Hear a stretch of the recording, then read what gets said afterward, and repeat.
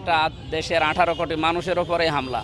সুতরাং যারা এর সাথে জড়িত, আমরা তো বারবারই আমাদের নেতৃবৃন্দ বলছে তাদের দৃষ্টান্তমূলক শাস্তি দেওয়া লাগবে। 24 ঘন্টা সময় দিয়েছি আমরা, 24 ঘন্টা কিন্তু পার হয়ে যাচ্ছে।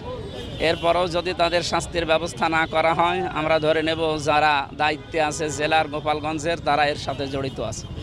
আর আমরা আহ্বান জানিয়েছি এবং দাবি তুলছি, আমাদের এই যে কুষ্টিয়া মিরপুর ভেড়ামারার নমিনি জনাব আব্দুল গফুর সাহেব বলছিলেন গোপালগঞ্জ জেলার নাম পাল্টিয়ে, শুধু নাম না, আমার মনে হয় জেলাকে 4টা আশপাশের জেলার ভেতরে ভাগ করে দিলেই ভালো হয়। বিশেষ করে নড়াইল, ফরিদপুর, এরপরে মাদারীপুর, বরিশাল, এই 4টা জেলার ভেতরে 4টা আসন আছে, 3টা আসন আছে। 3টা আসনকে 3 জেলায় ভাগ করে দিলেই তো এই জেলা শেষ হয়ে যায়। এই জেলা আমার মনে হয় মানচিত্রে না থাকাই ভালো, একটা অভিশপ্ত জেলা। এই অভিশপ্ত জেলাকে বাংলার মানচিত্র থেকে মুছে 63 জেলায় বাংলাদেশ করা হোক।